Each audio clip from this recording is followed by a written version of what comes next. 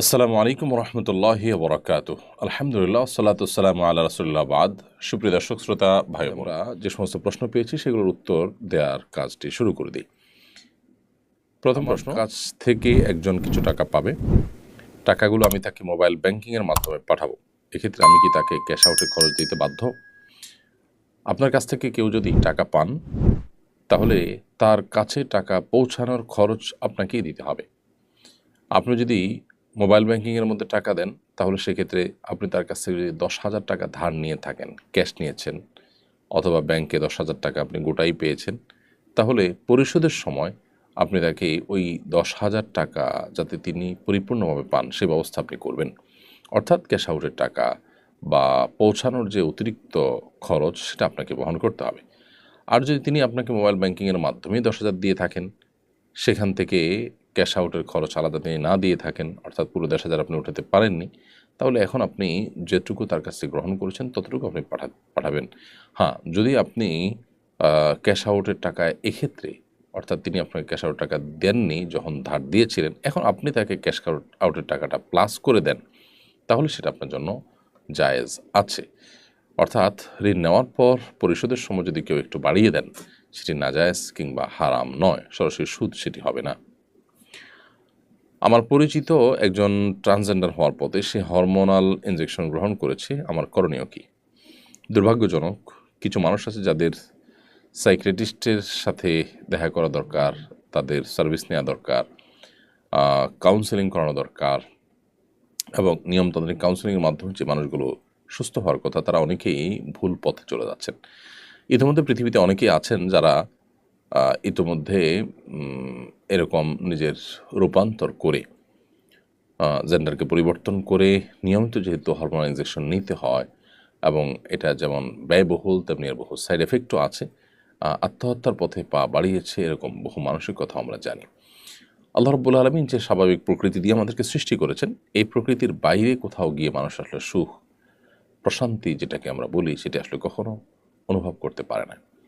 সাময়িক মানুষ নিজে অনেক কিছু করতে পারে, মানুষের কাছে আল্লাহ তাআলা জ্ঞান বুদ্ধি টেকনোলজি দিয়েছে, সেটার কারণে হেয়ালিপনা করে মানুষ অনেক কিছুই করতে চায়, দিন শেষে আসলে তাকে হার মানতে হয়। অতএব আপনার বন্ধুকে যদি ভালো কোনো কাউন্সিলর দিয়ে কাউন্সেলিং করতে পারেন সেটা খুব বেশি ভালো হয়। আল্লাহ তাআলা তাকে হেদায়েতের পথে আনুন এবং তার আল্লাহ তাআলা সুচিকিৎসার বন্দোবস্ত করুন। এ জাতীয় পরিস্থিতিতে সাধারণত একবার যদি এই ট্র্যাকে ঢোকা হয় তাহলে সেক্ষেত্রে আজীবন এই হরমোনাল ইনজেকশনগুলো নিয়ে যেতে হয়, এবং যেমন একদিকে ব্যয়বহুল তেমনি সাইড এফেক্ট আছে নানামুখী। এটার জন্য সংশ্লিষ্ট বিষয়ে অনেক ডক্টর এদেশে আছেন যারা কাজ করছেন। এর মধ্যে অনেকে আছেন খুবই ধার্মিক রিলিজিয়াস, তাদের শরণাপন্ন তিনি হতে পারেন, আপনি তাদেরকে সাহায্য করতে পারেন। আমরা দোয়া করি আল্লাহ রাব্বুল আলামিন তার এই সমস্যা থেকে বেরিয়ে আসার তৌফিক দান করুন তাকে। এমডি তালহা ইসলাম আপনি লিখেছেন, আমার ছোট বোন একটি হারাম রিলেশনে রয়েছে, আমি ওর মোবাইল চেক করে তা জানতে পেরেছি। আমি ওর মোবাইল চেক করলাম, এই কারণে কি আমার গুনাহ হবে? ওর আইডি কি আমার মোবাইলে লগ ইন দিতে পারবো? দেখুন, নিজের অধীনস্থ কেউ, সেটা ছোট ভাই বোন হতে পারে, ছেলে মেয়ে হতে পারে, এদের ব্যাপারে নজরদারি করা, তাদের ব্যাপারে বিশেষভাবে তাদের প্রাইভেসিগুলোতেও আপনার তদারকির দৃষ্টিতে তাদের ভালোর জন্য নজরদারি করা, এটা নাজায়েজ কিংবা হারাম কাজ নয়। ব্যাপারটি রাষ্ট্রের গোয়েন্দাগিরির মতো। একজন মানুষ তিনি যখন রাষ্ট্রের কোনো গুরুত্বপূর্ণ দায়িত্বে থাকবেন, অন্যান্য মানুষের নিরাপত্তা, রাষ্ট্রের কল্যাণ বিবেচনা করে যদি তিনি কারোর ব্যাপারে বিশেষভাবে মনোযোগ দেন এবং তার একান্ত বিষয়গুলোকে তিনি অবজার্ভ করার চেষ্টা করেন, তাকে একান্ত নজরদারিতে আনেন, তো এটি নাজায়েজ কিংবা হারাম কাজ নয়, জনকল্যাণে সেটি জায়েজ। ঠিক একইভাবে নিজের অধীনস্থ ছোট ভাই বোন, অধীনস্থ ছেলে মেয়ে, অধীনস্থ লোকজন, একান্ত পরিবারের লোকজন, তাদের কল্যাণার্থে তাদের প্রতি নজরদারি করা এটা গুনাহের বিষয় নয়। পশ্চিমা সভ্যতার দর্শন এক্ষেত্রে ভিন্ন। তারা অবশ্য মনে করে যে না, একটা নির্দিষ্ট বয়সে যাওয়ার পর ছেলে, এমনকি নির্দিষ্ট বয়সে যাওয়ার কথা তারা বলে না, 7-8-9 বছর বয়স থেকেই ছেলে মেয়েদের ব্যাপারে বাপ মা বা ভাই বোন, বড় ভাই বোন, তারা কেউ যদি কোনো প্রকার তদারকি করেন, কোনো প্রকার তাদের ব্যাপারে নজরদারি করেন, সেটাকে মনে করেন তারা ব্যক্তিগত যে অধিকার বা প্রাইভেসি সেটা লঙ্ঘন হয়েছে। তাদের এই থিওরি তাদের যে সমাজ, তাদের যে পরিবার ব্যবস্থা, তাদের যে অন্যান্য দিকগুলো আছে সেদিক থেকে তাদেরকে মোটেও সুখী কিংবা সমৃদ্ধ করতে পারেনি, বরং এই জায়গাটাতে এসে তারা অতি উদার হয়ে, অতি মানবিক হতে গিয়ে, অতি ব্যক্তি স্বাধীনতা এটি ফলাতে গিয়ে তারা কিন্তু নানা দিক থেকে সাফার করছে।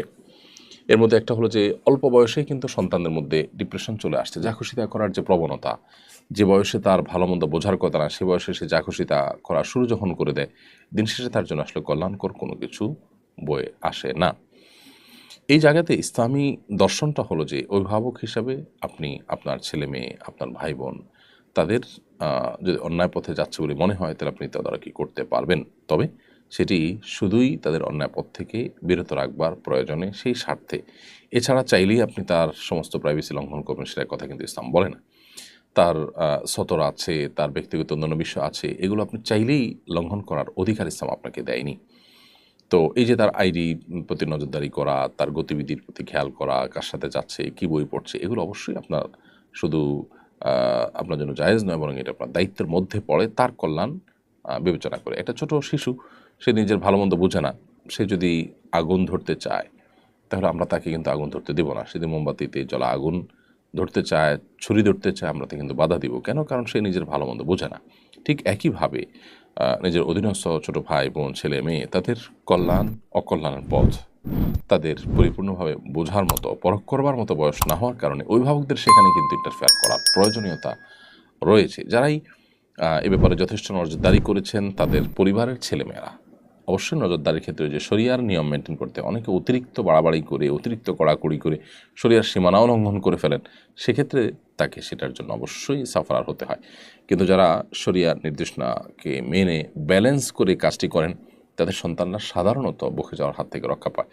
আজ থেকে 2 দশক 3 দশক আগে আমাদের দেশের যদি আমরা যে কালচার ছিল সেটার দিকে খেয়াল করে দেখব যে বাবা মা তাদের সন্তানদের খুব বেশি নজরদারিতে রাখতেন, তাদের তদারকিতে রাখতেন।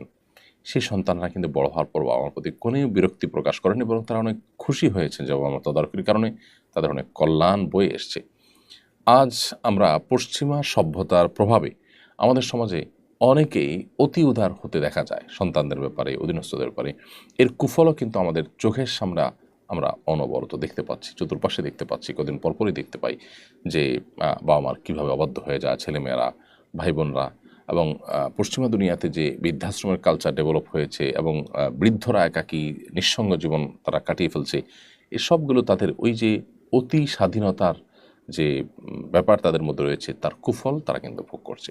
এই জায়গায় আমাদেরকে অবশ্যই শরিয়ার যে নিয়ম নীতি আছে সেগুলোকে মেনে ব্যালেন্স করতে হবে। স্বামী মারা গেলে কিংবা তালাক দিলে স্ত্রী ইদ্যতকে ইংরেজি ক্যালেন্ডার অনুযায়ী হিসেব করবেন নাকি হিজরি ক্যালেন্ডার হিসেবে হিসেব করবেন? একইভাবে সন্তানের দুধ পানের মেয়াদ ও আকিকার তারিখ নির্ধারণের বিষয়েও জানতে চাচ্ছি। স্বামী মারা যাওয়ার পর যদি তালাক দিলে স্ত্রীর যে ইদ্যতের ব্যাপার আছে, তাহলে সেই ইদ্যতটা তাকে পালন করতে হবে কিসের ভিত্তিতে? উত্তর হলো যে এটি হবে ইংরেজি মাসে নয়, বরং এটি হবে চন্দ্রবর্ষের আলোকে। শরিয়ার যত হিসেব নিকেশ আছে সমস্ত হিসেব নিকেশগুলো হবে চন্দ্রবর্ষের আলোকে, হিজরি ক্যালেন্ডার আলোকে হবে। অতএব 4 মাস 10 দিন ইদ্যত পালন করতে হবে একজন স্বামী হারানো স্ত্রীকে, অর্থাৎ যার স্বামী মারা গেছেন সেই স্ত্রীকে। তিনি 4 মাস 10 দিন যে পালন করবেন, এই 4 মাস 10 দিন হবে হলো চান্দ্র মাসের 4 মাস, অর্থাৎ 4 চান্দ্র মাস এবং আরও 10 দিন। ঠিক একইভাবে কেউ তালাকপ্রাপ্ত হলে 3টি মাসিক তার পার হবে, কিংবা 3 মাস চান্দ্র মাস তিনি পার করবেন। সন্তান দুধ পান করার ক্ষেত্রে 2 বছর দুধ পান করাতে পারবেন। আল্লাহ রাব্বুল আলামিন বলেছেন যে ওয়াল ওয়ালিদাতু ইরদি'না আওলাদাহুন্না হাওলাইনি কামিলাইনি লিমান আরাদা আন ইউতিম্মা রাদাআ।